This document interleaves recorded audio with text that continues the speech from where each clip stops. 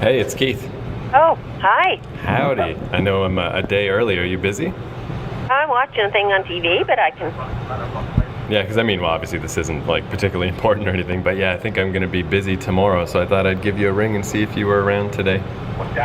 Yeah, I'm watching this thing called The Jewel in the Crown. It's about India. India after, this is during World War II, and after it's when India gains independence. I'll be near the phone for a bit. I'm just at the mall. I can call you back when it's over if you want. Oh, well, it wouldn't be until 6 o'clock. Well, that's an hour. Yeah, so it's up you there that long? Yeah, sure. I'm just here anyway. It's no big deal.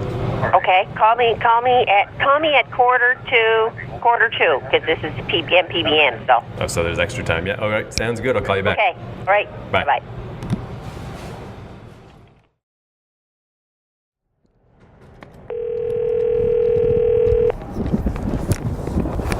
Hello. Howdy. Seem to have had a little bit of dead space there. What do you mean? Oh, when I first said hello, I said hello about 3 times. Oh, really? Yeah, no, that was weird. I only heard you the last time, so yeah, maybe it takes a sec for it to connect. I don't know. I'm at a different phone than usual, so. But, so how was your show?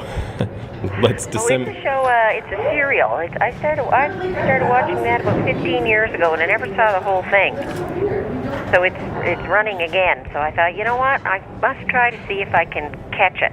Is it like a I, Claudia style, show, or something is it? Like that, yeah. But it was very hard to follow. It's quite hard to follow this time around, too, because they keep doing little flashbacks. But I'm able to kind of pick up on it a little better this time. Yeah, that is I one must thing. have too many distractions 15 years ago. Right. Well, that's one thing that's kind of nice with Netflix and stuff nowadays is, you can just watch shows kind of on demand or whatever. You don't have to, fight your way through a TV schedule and not miss stuff and whatever. Well, this is one that I never thought, when I watched it the first time, I found it disjointed. And I thought, well, you know what, if I never get to see it again, I won't care. But then when it came around again, I said, I must try to see if I can follow it. And actually, I thought it covered about a 10 or 15 year span in history, but it doesn't. It's only I told you it was during the war. Well, it's only 1943 now in this thing, and we're into episode 5. Right. So, and I thought it went right up to when India gained independence, which was 1948. But, God, they're not even close to that. They keep talking about what's going on in India. There's a whole lot of rioting and, dissatisfaction with the natives. And they mention Gandhi quite a lot in it. But they got a long ways to go to 1948 if in 5 episodes they're only up to 1943.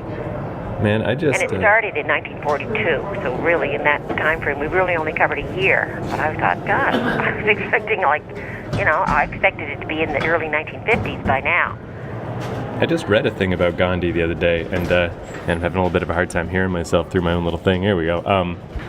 And obviously Gandhi did a whole bunch of great stuff, and I don't mean to disparage him or whatever, but man, did you hear about what happened with his wife? Where she had some kind of sickness, and he was like, no, she doesn't need medicine. We don't believe in that. We don't go in for Western medicine. And she died. And then he got the same thing. So everyone was like, well, we assume you don't want medicine. And he's like, no, give me medicine. I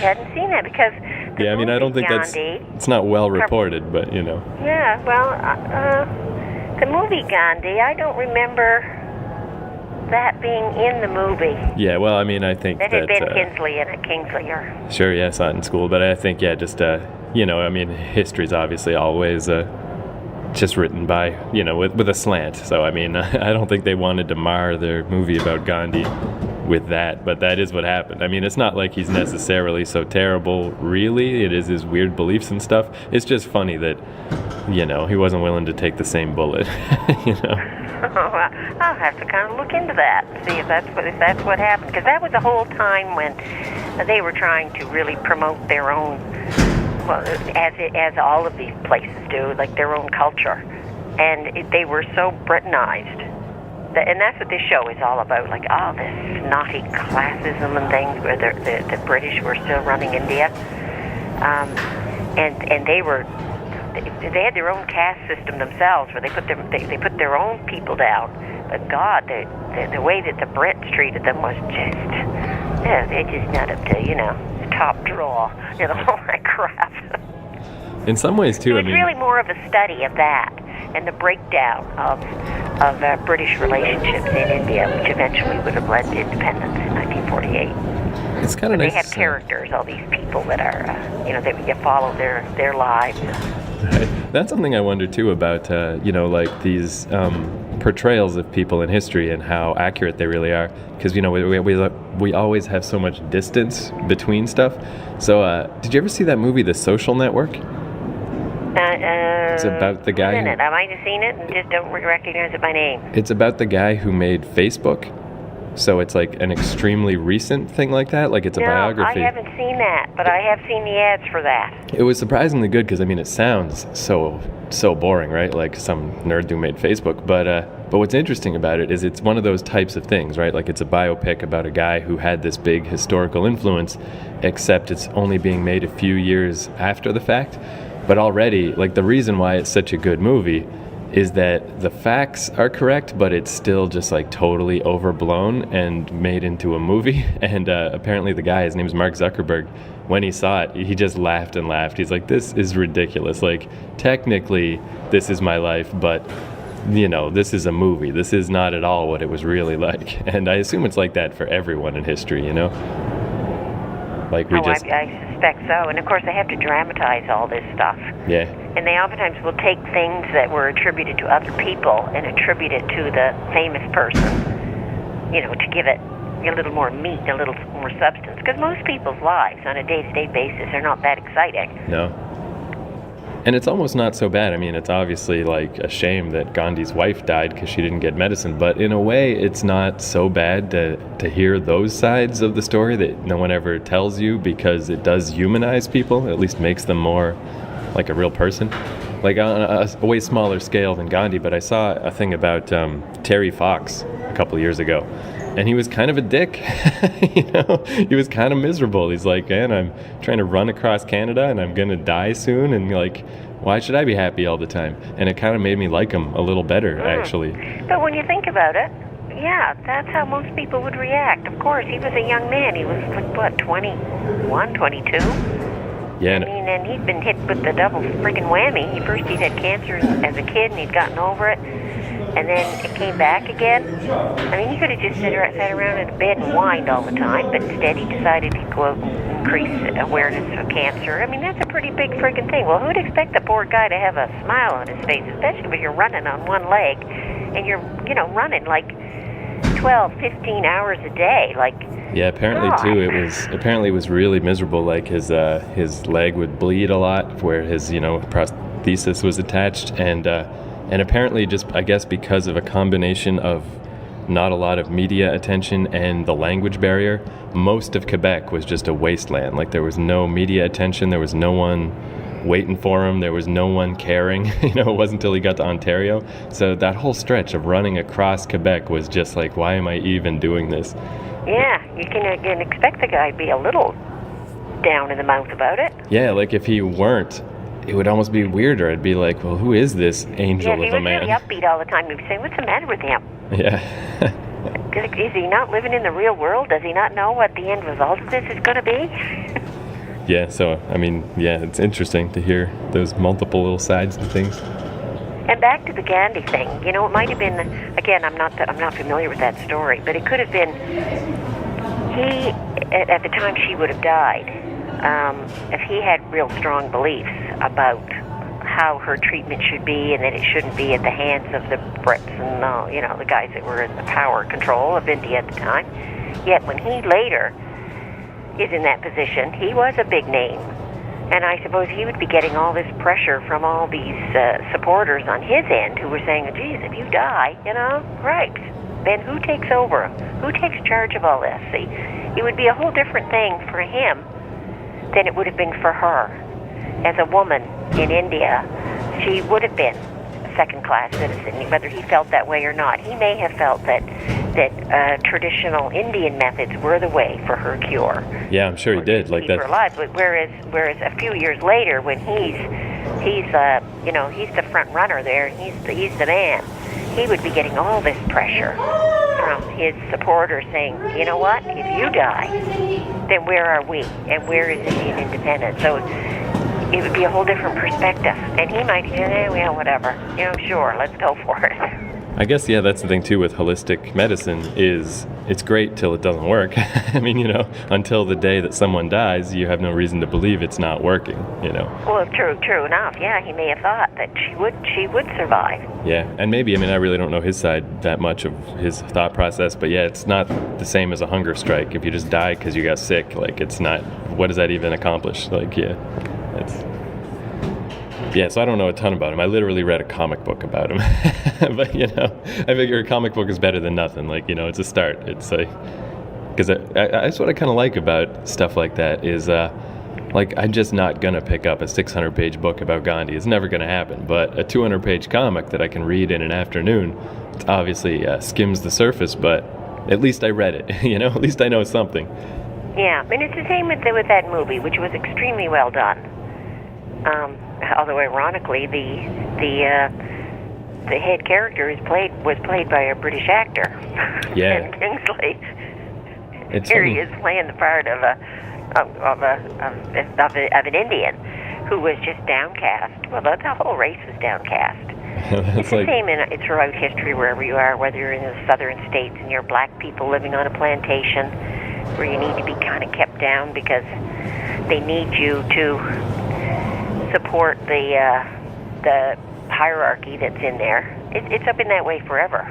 And as far as, actors in movies, I just was watching an old John Wayne movie, The Searchers, and the head Indian guy is obviously Italian. He's not Native American at all. Oh yeah, they didn't have Native Americans in that stuff until about the 1970s when you first started to see them show up as key. Even just playing Indian roles, they were always white guys with a bit of mud makeup on. Yeah, I guess the ultimate example that always comes back to me is Mickey Rooney in Breakfast at Tiffany's, where he plays an Asian guy. Do you remember that? Yeah. Holy God, that was pretty bad. That was the other ones are just hey, whatever, it's film production, but that was just offensive. It's really? And an otherwise quite respectable, fairly cool movie, and it's what is this doing in here? Well, how did this happen? But I don't know, he's a funny comedy guy. Let's put a big buck teeth in him and make him talk I don't know, that was weird. Man, that's another thing. It's interesting, I guess, just with the internet, I think, is a big part of this, but it's a lot easier to disseminate, more information about how the past really was than just, having the one narrow avenue of movies and TV and stuff. But, with the Old West, apparently there were tons of black cowboys. That wasn't even weird. But just because our view of the Old West is just John Ford movies, then, we think that's not how it was. Just that kind of surprised me. It's man, that's weird. Oh yeah, there were a lot of black fellows who had signed up for the Civil War, and when the war was over, they didn't have any place left in there, in the eastern part of the country. So they went west, and there was a bit of prejudice going on out there, but there was nothing like what there was in the southern states once they got their freedom. Where could they go? Right. They just couldn't work on the plantations anymore. If they went north, they weren't really accepted in the north, although the north always said that they fought for for the freedom of the slaves. No, they didn't. That's not really what that was all about. There was a whole whack of them went west. Another it's thing. It's only been probably in the last 25 years that you've seen movies that have a whole, they seem to show some black presence out west. Yeah, it's a slow thing, a slow change. I feel our westerns are still basically the old style westerns. There just aren't as many of them anymore. But another thing that surprised me, but I guess it stands to reason, is that when you have that movie idea of the Old West, it seems like this infinite stretch of time. Who knows how long that went on for? But it only went on for 30 years. Yeah, it did. Yeah, it did. Which makes sense when you think about it, because it's not like England was the Old West, It's not like they didn't have the technology. It's just the only reason it was these ranch houses and stuff was just because it hadn't been settled yet, and it was brand new territory. So obviously, it's not going to take them that long to get stuff, up and going. And then by the time the 1900, between 1900 and 1910, I mean, it's amazing the development that happened. You had power lines going, and you had the train. Yeah. The train was probably the first that opened up the West.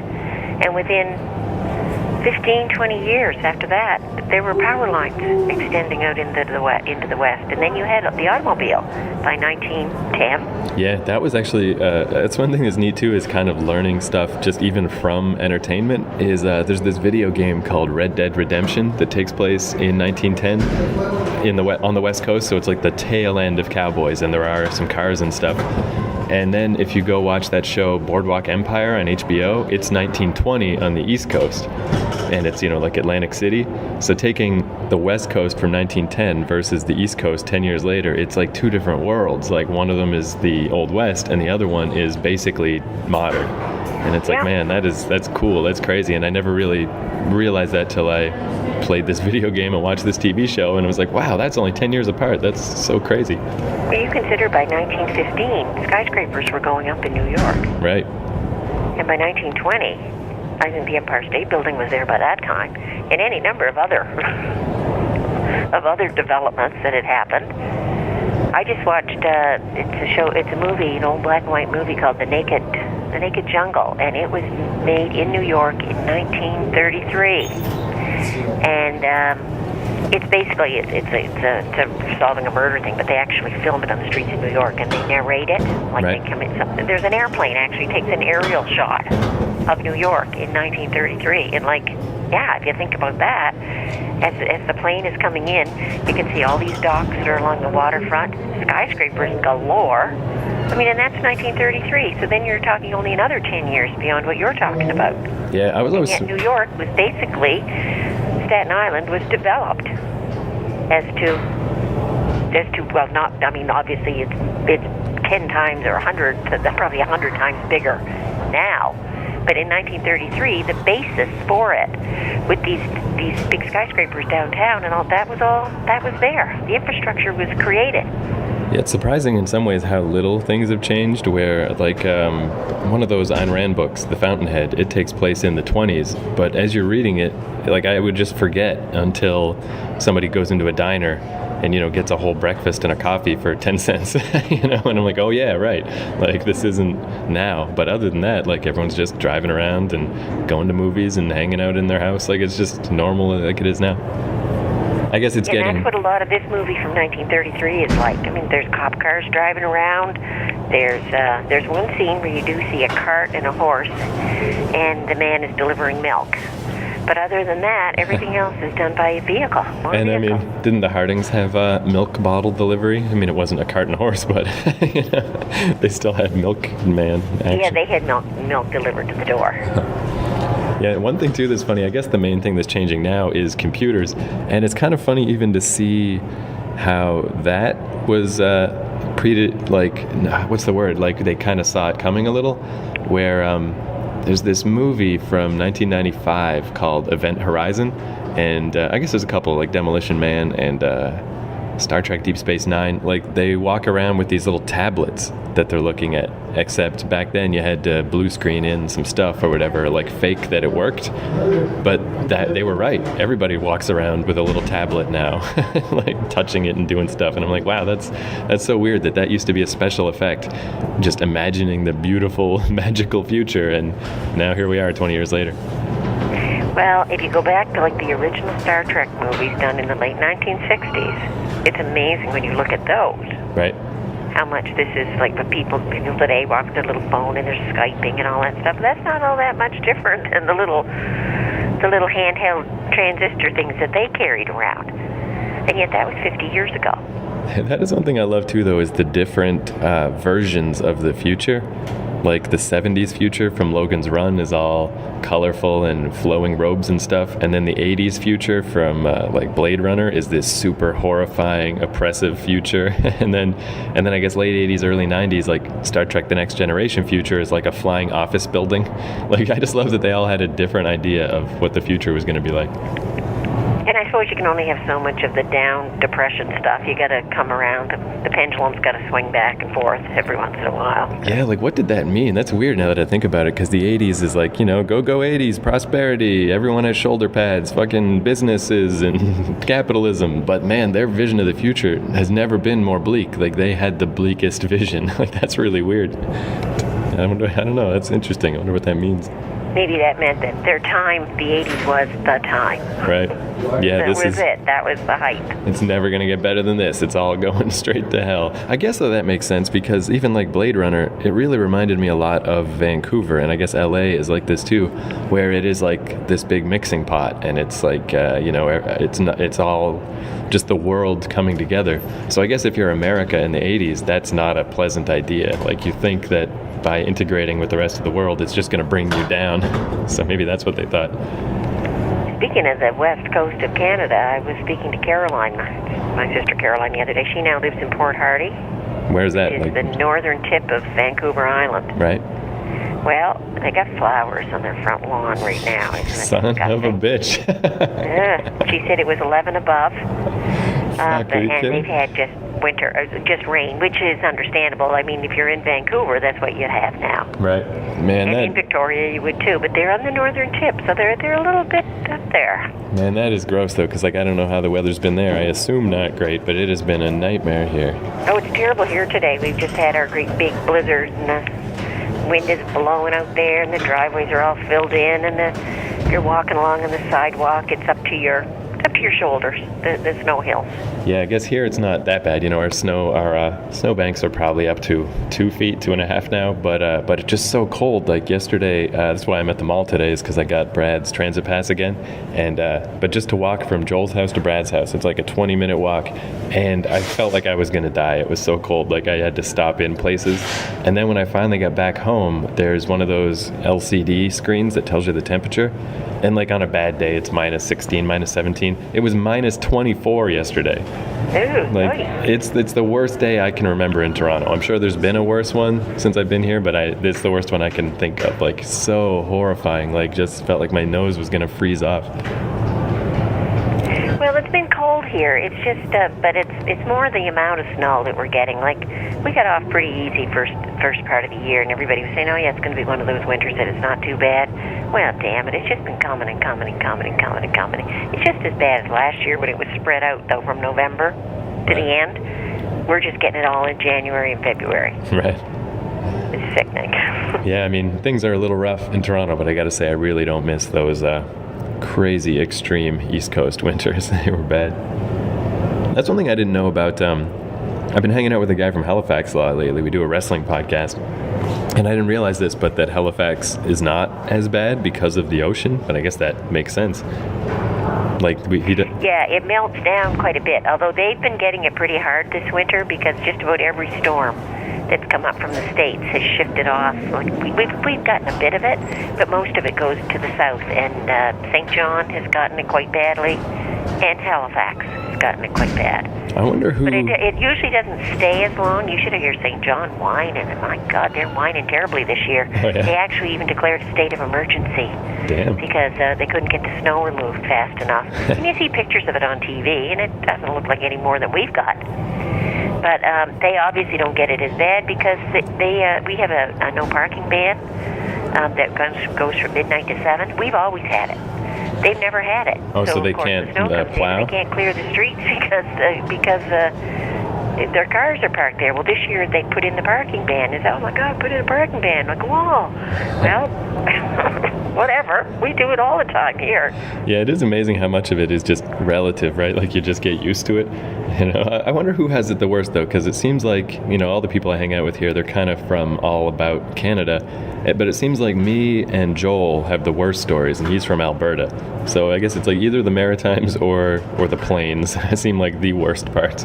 Although Quebec doesn't seem great. I think Alberta, as far as cold is concerned, I think they've got it worse than we do. Because we have that temperature fluctuation, which is... Yeah, they just 20, get the deep freeze. It can be 20-degree change in just a couple of hours. And it's because we're close to the ocean.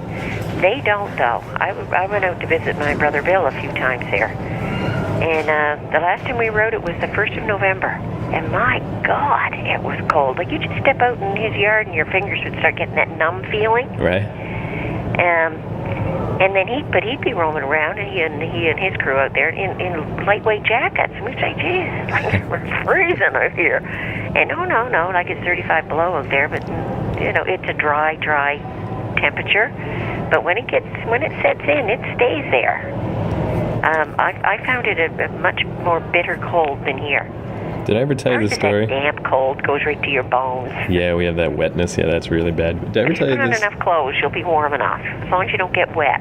Yeah, I pretty much have just thermal shirt. That's what I came to the mall for today, to buy some more thermal shirts because my basement apartment's so cold. But did I ever tell you the story, as this is how the story goes anyway, was that Matt and Dave's friend Kenneth, when he was in the Northwest Territories for a winter, supposedly he went to somebody's house and he was wearing like a windbreaker jacket, and he was just holding himself as stiff as he could just to not move, to just try to get through this cold and get to the guy's house. And then when he reached up to open the guy's door, the sleeve of his jacket broke broke off. God. Supposedly. I don't know if that's even really possible. You know what? Yes, it could be if it was one of those nylon jackets. Right. Because nylon just bristles right up and gets very brittle in the cold. Yeah, I could see that. That's when you know you're living somewhere like you're not supposed to be. Like, because they would always go up there for that gold mining stuff in the summer, and that was the one winter that they were like, well, let's just stay for the winter. So there was that story, and the other one was they had this tiny little gap underneath their front door, and the snow and the snowstorm was so bad outside one day that they had like a foot-high snowdrift in their house the next day from this little hole under the door. So yeah, don't live there, basically. Yeah, if I was going to go up north, and I wouldn't mind going up, it would definitely be a summer trip. It wouldn't interest me at all to go up there in the wintertime. No. Yeah, I always am amazed by it. I always mean to look up more about it, but just like Eskimo culture, and just that, you can live in an igloo. Like, how do you, it's just, I don't know, man. Like, I'm really interested in like Native Americans in general, but man, the Eskimo lifestyle is like that times 100. It's just so insane. Well, it's like when animals go to ground and dig their little dens underground. That's basically the same thing that the natives, the Eskimos, did when they built their igloos. Yeah. They weren't underground because it was frozen. But by creating this small little enclosed space that they would heat with their whale oil or whatever, you were heating just a small place. So yeah, it would be warm, and actually that ice would melt inside. It would be so warm. Yeah, it's pretty amazing. Basically like an animal going to ground, building dens in the winter. Those are the two things that always impress me the most when I think about the human race, is like, yeah, we've gone to space and we've done all this shit, and that's cool, I guess, but really to me it's being able to survive in the Arctic. That's just nuts. Like, if someone can figure that out, then we can survive anywhere. And the other one is crossing like the Atlantic without really knowing if you were ever going to get to the other side. Yeah, because like, to me that's way more impressive than going to the moon, because everybody knew the moon was there and they did all the science and they figured it all out. It's not like getting on a boat and just crossing your fingers, like you have to be insane to do that. And especially when everybody was telling you that the earth was flat and you were just going to go to the edge and fall off. Yeah, I know, right? Some deep dark abyss somewhere. And there must have been times when they were out there crossing that they must have felt that. You get some of those great big friggin' storms coming at you. Your boat is rocking from side to side and all your gear's going overboard. You must have felt like this was the end of the world. Yeah. This is the edge. Yeah, like really there's no adventure like that anymore. It's just not and when possible. you finally did see land ho, holy, can you imagine what kind of a lift that would give you? Yeah. Yeah, and then it's such an interesting thing too, where it seems like there's so many things about like Native American society that just made so much more sense to me and seemed to fit way more with our physiology and how we really are. But when these people show up with boats and guns and stuff, like what can you do? Like, you're done. Yeah. Like that kind of gap in technology, that's like crazy. Like that. Yeah, I don't know. It's just it's like someone coming from another planet. It's like if aliens showed up here and were just way advanced to us. Yeah. And you know what? They would have looked like aliens too. Yeah. Because although they had a human type features, like their color and everything would have been off. Like, who are these pale-faced things and the way they dressed? They wouldn't have dressed like the Native Indians, and they had these weapons. Yeah. Yeah, it would have been like guys coming from outer space, you're right. Yeah, because that's like, I remember, I think it's Stephen Hawking, he was talking about that. He's like, there is, he's basically just talking about the universe, and he's like, there obviously is other stuff out there. I mean, the universe is so big, there's no way there couldn't be, but the chances of us seeing them in our lifetime is super small, and even if we did, like it's never going to work. It's like never going to work. There's just no way we're going to integrate because it's going to be so different. Well, you just got to look at all those old black and white space movies from the 50s. Yeah. You know that. Yeah, there was one, I can't remember what it was called, Teenagers from Outer Space or something, anyway, that I had kicking around. I think it was for Christmas one year. Either you or Dad got me. It was just like a box set of like 5 weird old movies, that you get at Walmart for $3 or something. But anyway, one of them I remember had like the special effect was that these aliens would shoot you with their ray gun, and then they just cut the film and then started filming again with a skeleton where the person used to be. And of course, somebody would always nudge the camera a little or something, so the whole thing would jitter a little, and then it'd just be a skeleton there. And that's one thing. Oh, yeah, there were a few of those.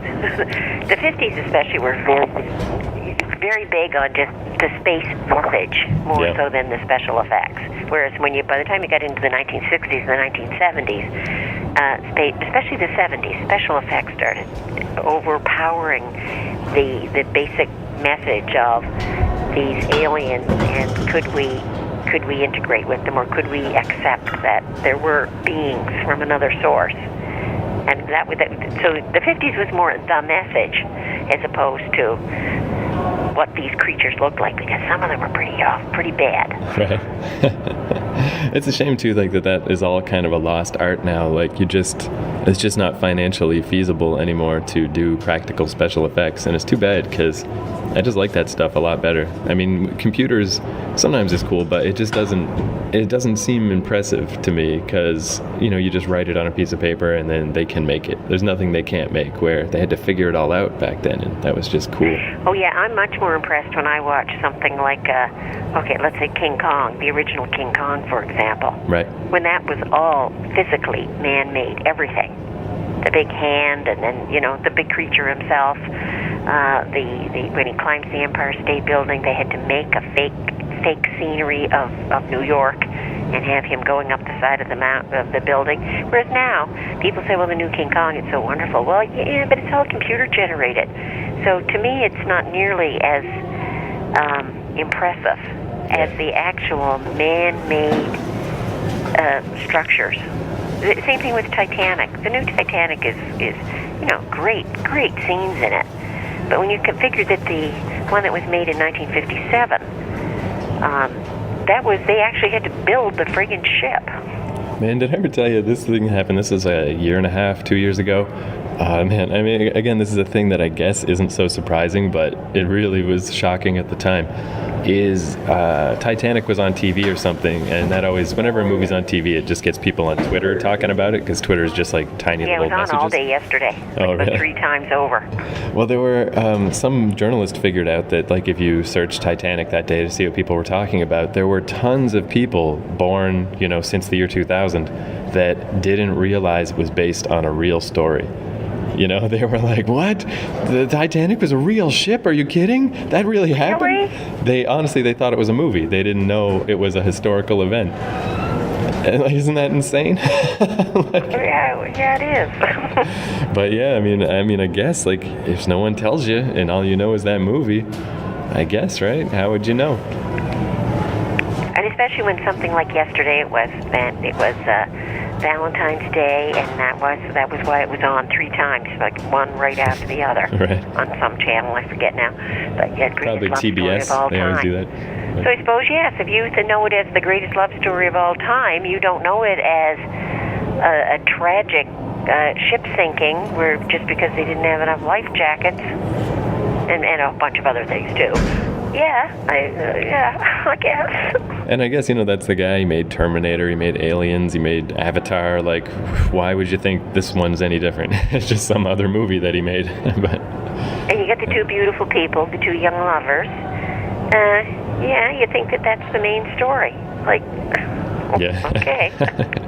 Yeah, I thought that was pretty funny. Just like, and again, I mean, it could be one of those things too. Maybe it's not that many people. It's just you can probably find any ridiculous opinion on the internet if you look hard enough. So it could just be that this journalist found the 10 people in the world that thought that and made it look like a generational trend. But it sure seemed like that. It seemed like just a bunch of people that had no idea. And I suppose if they were born since 2000, see, they'd only be 15 years old, 14, 15.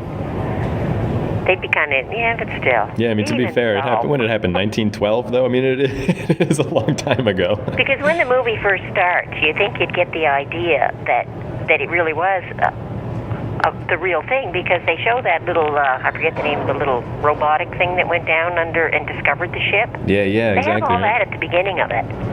Yeah, I mean, maybe that's just for added realism or something. I don't know. But yeah, like, I guess because it's true, though, that it didn't start with based on a true story or anything, because why would it need to? We would think that was ridiculous if it started with that. Like, yeah, we know. We know about the Titanic. But some people don't know. So anyway, I suppose I should get moseying pretty soon, but I just want to tell you one weird thing that happened while I was here at the mall is, so I just went into Walmart to buy some thermal shirts, and I just wanted to grab like a snack to eat, and I was like, oh, what can I find in here that's healthy?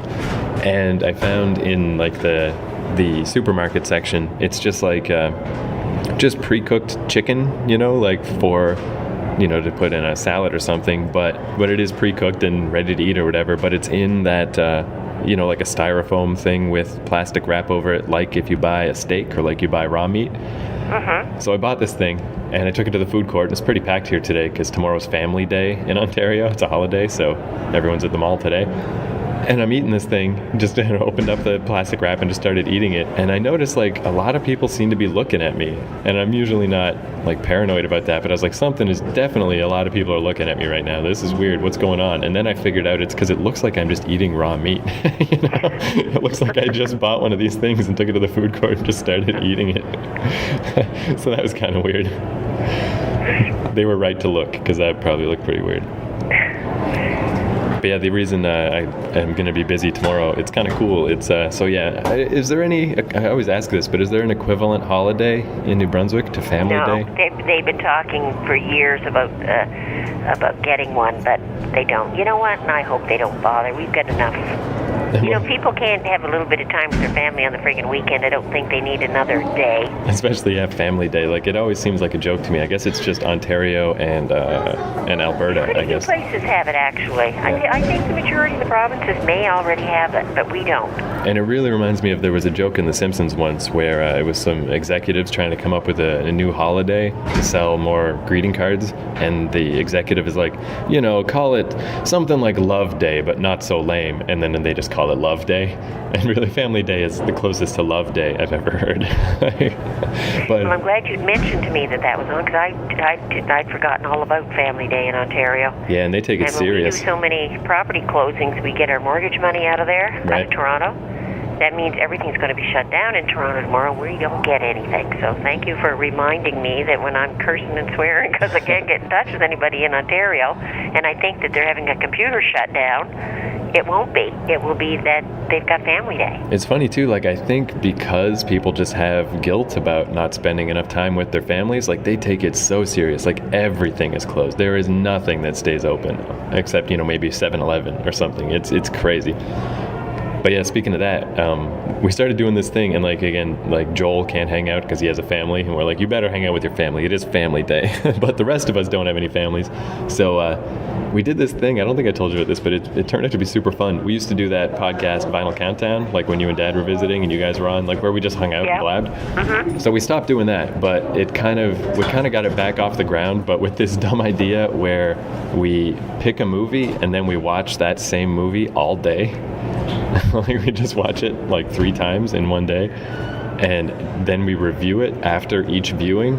And of course, it's really just an excuse to sit around and get drunk. And the nice thing about watching the same movie all day is you don't really have to pay that much attention, so we're really just hanging out talking. But it's been like super fun. Like, we watched Pee-wee's Big Adventure 3 times, and we came up with mind-blowing theories that I'm sure no one ever thought of before, of like like, oh, this leads into this, and this 1950s retro pastiche means this, and blah, blah, and his parents must have set up this weird house for him, and he's like this ward of the state man-child that everyone in the neighborhood kind of looks after. All these awesome theories, and it's like, it's super fun. I think we've like discovered a new way to review movies. So that's what we're doing tomorrow. So I mean, it's an all-day process. We gotta watch these movies over and over and over. Well, I thought they were a little crazy when they were playing Titanic 3 times yesterday in a row, one after the other, but I guess they're on the same wavelength as you guys. Yeah, that's a good point, actually. I did kind of scoff at that, but I'm doing the exact same thing. So. And you know what? Really, if it's a really good movie, now I couldn't see me watching Pee-wee three times over. And the other one we watched. If it's a really good movie, for sure, every time you watch it, you'd be looking for something different. Like maybe initially you're looking at the story itself and the characters, then maybe the next time you're looking at the background. I think though that's the trick, though. And all that, and then the third time, I don't know what you're looking at that point in time. But I think that's the thing is we're kind of deliberately picking bad movies. Not bad. I mean, Pee-wee's Big Adventure isn't a bad movie, but we watched Tom Green's movie, which is kind of a bad movie. but it's nice because there's so little pressure. If you're watching a movie that's dumb, and then you can just like, well, let's try to make up a theory about how this isn't so dumb, and like that's part of the fun. Well, you can sit and talk if you're drinking. You can talk your way through the movie too. It's not like when you're watching a movie for the first time and it's a really good one. You go, shh, quiet. Yeah, it's cool. By the time you're third time in, you could be yakking your whole life away and still viewing it. Well, it's so weird too, where I love the idea of like that. I mean, like when podcasting started, because of course we review the movies and put it out as a podcast. And when podcasting started, it was really just trying to emulate radio. And I love that it's gotten into its own weird place now where it's like, just try stuff. Like, I don't know, I'm talking to my mom every week. I was even thinking, I don't know, maybe I might try to, since I'm doing this with you anyway and I'm already going to be at a payphone, maybe I'll like call Chris Harding once in a while and just blab to him about pop culture or something. But the way we had this idea to watch the movie 3 times is because these 2 guys from New Zealand started a podcast where they watch the same movie every week for a year. And they picked like this bad Adam Sandler movie, and yeah, they hate it. Every week it's just like a half-hour podcast of them talking about this new way that they hate it. But it's become so popular that their year is almost up, and they raised like $6,000 to fly to LA to have a big screening for their 50-second viewing. And like it's made them like celebrities. Like they were already comedians in New Zealand, but who knows any like New Zealand, you know, whatever. But they're kind of like internet famous around the world now because of this, like the worst, it's called The Worst Idea of All Time. That's the name of the podcast. But yeah, like it worked. Like how insane is that? And they probably had all kinds of people viewing that Adam Sandler movie who wouldn't normally even bother. I watched it, and I actually kind of liked it because I had heard, 20 episodes of them complaining about it. They always end the podcast by saying, "Don't watch the movie." They're like, we do not endorse this movie. But because of that, like, and I knew all the characters and stuff from them complaining about it every week, so I had a great time. I only watched it once, but yeah, I love that. Like, just have an idea and just do it, because, like, who knows? Maybe it won't work, and maybe you'll get to go to LA for free. So, I don't know. That's the world we're in now. Nothing makes sense. Up is down. This is, like, ridiculous. But anyway, I suppose I should get mosey, and actually, I think this mall is shutting down soon because it's Sunday hours. All right, well, enjoy your family day tomorrow. Yeah, well, my pseudo family, my podcast family. All right, so I guess I'll talk to you on next Monday, whatever day that is. What is this, like episode 4? If you do call again on Sunday, just remember that, between that 5 and 6, I'm going to catch the rest of that Jewel in the Crown. Right. 15, 16, 23rd. Yeah, no, nothing on my appointment list for that day. So, yeah, next Monday should be fine. Okay. All right, so I'll talk to you then. Okay, great to hear from you. Okay, bye. Okay, bye-bye.